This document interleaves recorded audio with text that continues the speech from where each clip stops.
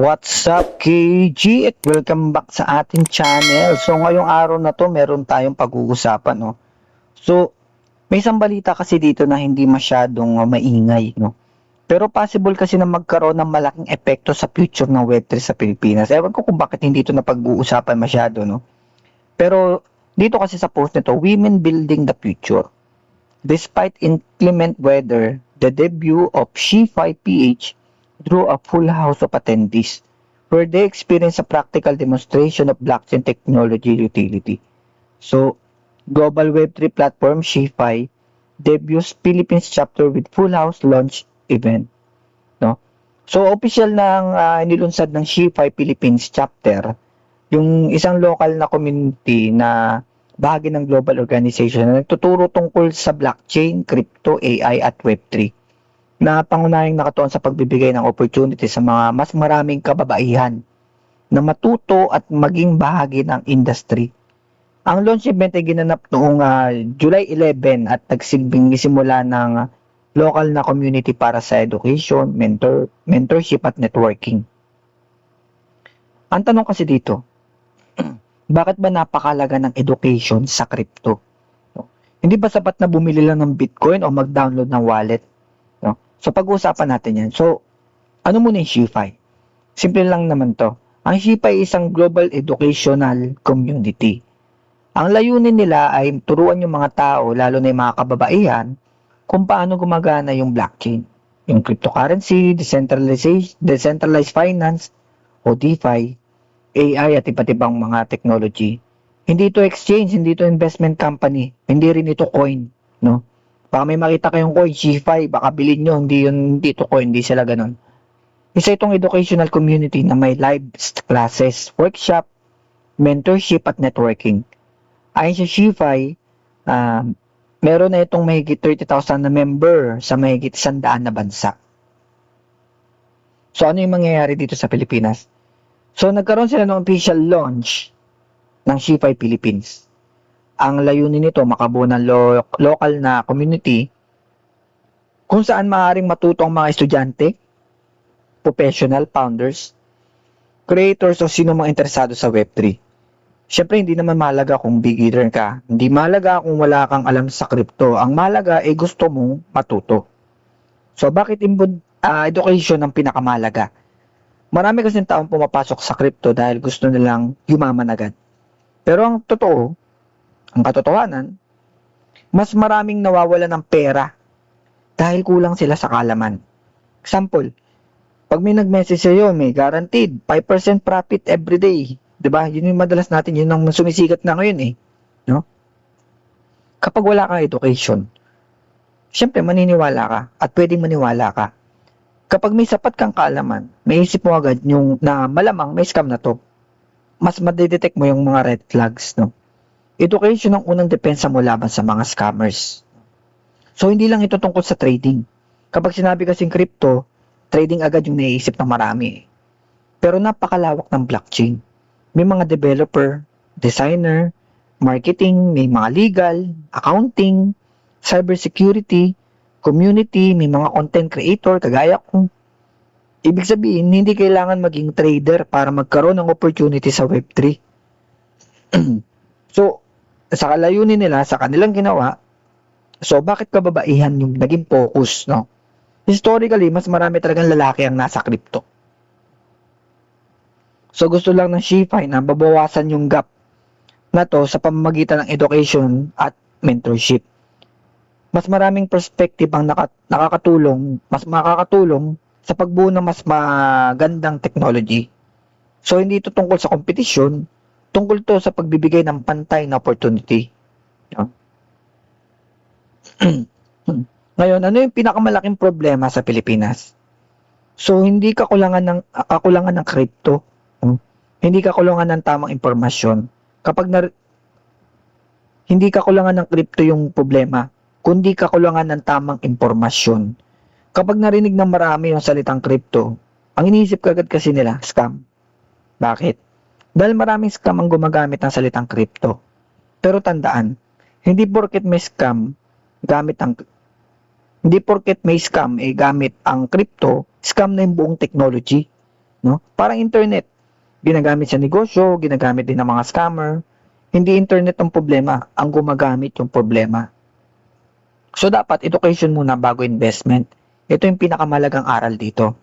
Bago ka bumili, mag-aral muna. Alamin kung paano gumagana yung wallet. Ano yung tinatawag na private key? Ano yung phishing? Ano yung stablecoin? Ano yung Bitcoin? Ano yung Ethereum? Ano yung blockchain?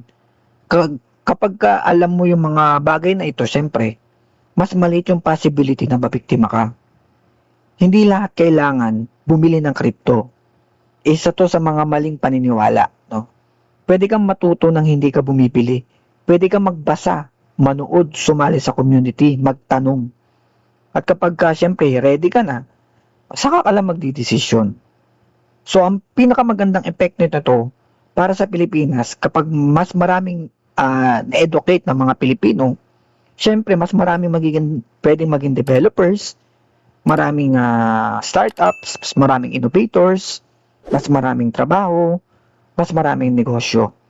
At magiging handa tayo habang lumalawak yung paggamit ng blockchain at mga digital asset.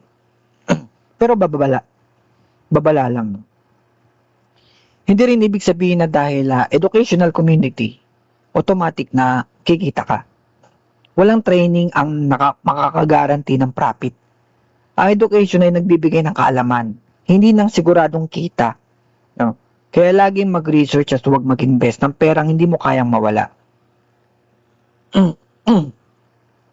So sa tingin ko, ito yung pinakamalagang message ng balita na to.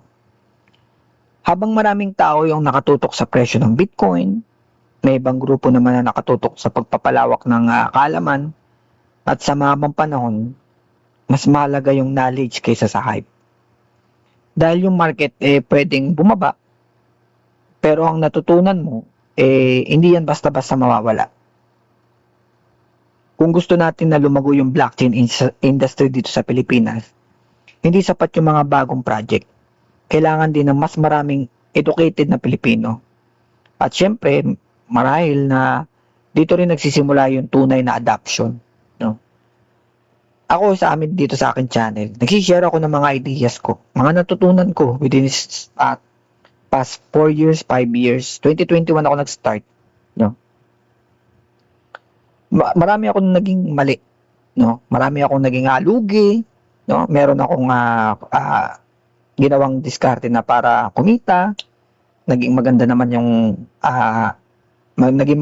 yung pag-i-invest ko. Pero marami din ako naging mali. No? Isa na rin doon yung mga napo-FOMO, yung mga bagay na nagbebenta ako sa mababa, maaga ako nagbebenta, or hindi ko muna inaaral yung project, bilhin ako ng bilhin, ano rin ako ng influencer. No? May sinubaybayan din ako mga influencer. Pag sinabi nilang bumili ng token na to, naglalagay ako. No? Yung iba, okay. Yung iba, hindi. No? Pero, yun kasi yung mga bagay na kaya kong i-share. Yung mga personal na experience ko. Kaya karamihan sa mga content ko is tungkol sa talagang personal na nangyari sa akin. No? Mula sa pag-invest sa crypto, pagsusugal, pagdating sa tinatawag na pag-invest ng mali, no? Pagkabulag sa mga influencer, pagtitrade, yan. Hanggang sa dumating ako sa punto na mas nag-mature ako dun sa market, no? Nandun pa rin yung aking urge, no? Nandun pa rin, mahirap siyang alisin, lalo na yung ganong klase ng habit, pero still inaaral ko. Pinag-aaralan ko pa rin yung mga bagay-bagay na dapat kong matutunan. At yung mga natutunan ko, hindi porket natutunan ko na is ma-master ko na.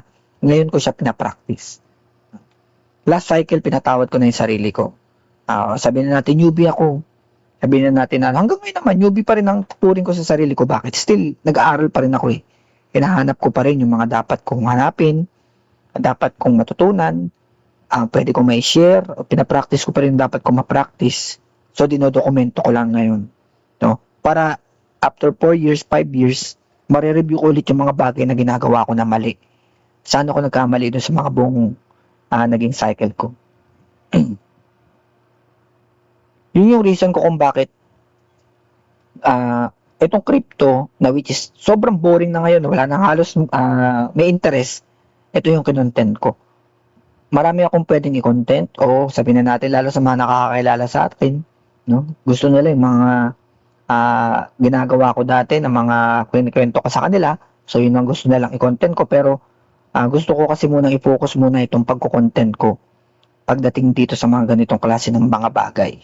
Bakit? Kasi hindi lang naman ito para for the content para ito sa akin. No? O sabihin na natin na para madokumento ko yung ginagawa ko. Gusto ko mas matutukan ang pagdating dito sa crypto. Gusto ko mas dumami pa yung kaalaman ko. At dahil dito sa pagko-content ko is mas nagiging aware ako sa mga bagay-bagay. Hindi na ako nakatingin sa mga token na aakyat. Hindi na ako nagre-research sa mga token na sino kayang lilipad, no? So lock and loaded na ako kung ano yung mga token na gusto ko. At napag-aralan ko na yung last cycle. At ginagawa ko rin kung ano yung pinaka naging profitable ko sa lahat, no? DCA. Guys, hindi kayo hindi ko naman sinasabi hindi kayo magsisisi. Hindi ko naman sinasabi nakikita kayo, no? Pero kung titingnan nyo sa lahat ng strategy, tinuturo online, DCA lang talaga. Ang tingin ko, ang pinaka dapat na unang matutunan ng mga papasok sa kahit anong investment, DCA talaga. No? Hindi yung biglang bulto, magte-trade, hindi NFT gaming, di ba? Ako, na-introduce sa akin yung crypto dahil sa Axie Infinity sa gaming. Pero hindi Axie Infinity ang una ko, scholar lang naman ako noon. Ang unang-unang token na binili ko is XRP. Na hanggang ngayon may XRP pa rin ako, no? Bakit yun kasi yung pinaka-inaral ko. So yun yung unang-unang token na sinuportahan ko. Tapos siyempre dumating na yung Axie Infinity, no? Nagkaroon din ako ng mga Shiba Inu, mga meme coin, kung ano-ano mga binili ko, no? Pero nung mga panahon na nun, talagang wild talaga noon. Sobra talaga, parang lahat talaga ng bilid mo is talagang lilipad, tataas, no? Paldo talaga, no? Talagang madali ka mabulag sa mga bagay na mabilis kumita, no? Na which is aminado naman ako na kaya rin ako nakapasok dito sa crypto is dahil dun, no? At syempre hoping pa rin ako hanggang ngayon na in the long run, ayoko naman magsinungaling sa inyo, in the long run, syempre naghihintay din ako, nag-expect din ako na tataas din yung mga investment ko. Diba? Bakit naman ako maglalagay ng pera doon kung alam ko malulugi ako? Sino ba naman ganun mag-isip? Diba? But still, gusto ko kasing i-share ito dahil nakakatulong ito sa akin. No? Ibang-iba yung naging buhay ko nung hindi pa ako nagki-crypto. Sabihin na natin mayroon na akong idea about stock market, may mga ganun, no? Pero hindi naman talaga ako nakatutok doon. May alam din ako tanggol sa mga networking, mga natuturo sa amin dati yun. Networker kasi ako dati.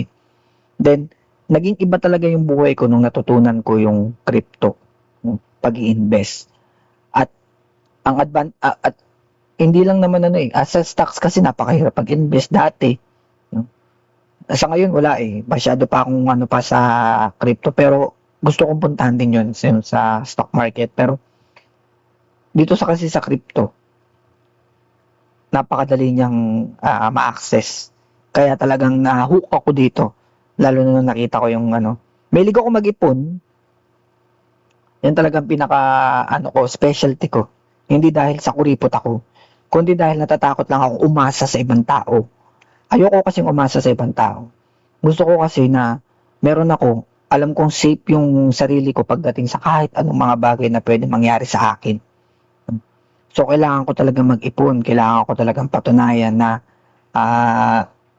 kaya kong gawin yung mga goals ko sa buhay gamit itong mga knowledge na na-accumulate ko.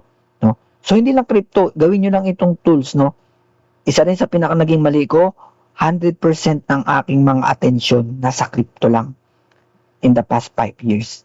So, doon lang ako nag-focus. Consume ako ng consume ng knowledge, aral ako ng aral na kung ano-ano, no? Pero mali din yun, no? Gamitin niyo lang itong crypto sa 24 hours ninyo. Sa totoo lang, simple lang yung concept eh. Alam niyo yung pagbili ng crypto, wala pang 5 minuto. Meron ka ng Bitcoin, meron ka ng Ethereum, meron ka ng XRP. Tapos kahit yung pagbebenta, pag binenta mo na yung asset mo, wala pa rin 5 minuto yun. Pero, ang pinagtataka ko dati, nag-i-stay sa utak ko na sobrang tagal na panahon, no? Kayo siguro hindi nyo pa nararanasan, lalo yung mga newbie, pero may intindihan ako ng mga datihan, no? Ang crypto, akala nyo ba, ano lang, yung parang pangmatagalan, ang dami mong kalaban na outside na force, bumili ka lang naman ngayon. Minsan nga nagiging meme pa eh. 500 lang naman nilagay mo, di ka na makatulog, di ba? Grabe yung mga panahon na yon, no? Na talagang ano. Kaya ngayon, tinake ko na lang yung crypto sa tool. So 10% ng effort ko, nilalagay ko sa crypto. Yung another 90% ng effort ko, ginagawa ko na dito sa pagko-content, sa trabaho, sa mga ginagawa ko pang ibang mga bagay, no? So hinati ko na, hindi na ganoon kalaki yung percentage ng crypto, no? Kaya kung kayo naghahanap kayo ng mga isa sa mga pwedeng makuha na ng idea about crypto, so check nyo itong aking mga contents, no? So subscribe na rin kayo dito sa aking channel para kasi lagi naman ako nag-upload daily, no? So dito, welcome yung mga tao na gustong, malay nyo, meron akong i-share sa inyo na pwedeng pinagdadaanan nyo na ngayon. Di ba? So, hindi natin masabi. So, marami naman akong topics dyan sa aking mga content. So, silipin nyo na lang. Lalo na yung mga susunod kong mga content. Kasi mas malapit yan sa home. Mas malapit yan sa puso natin. No? So, tatalakayin natin doon yung mga 20s, 20 years old ka, 30 years old, hanggang mag-retire para sa mga bata, sa mga anak nyo. Yan. So, mag-discuss din tayo ng tungkol doon sa psychology ng pag-i-invest. At ano yung dapat unahin kapag ikaw ay mag-i-invest? Na which is wala rin ako noon dati nung nagsimula ako. So, yun lang. Maraming salamat sa inyong lahat. At syempre, magkita-kita na lang tayo sa arena. Game on!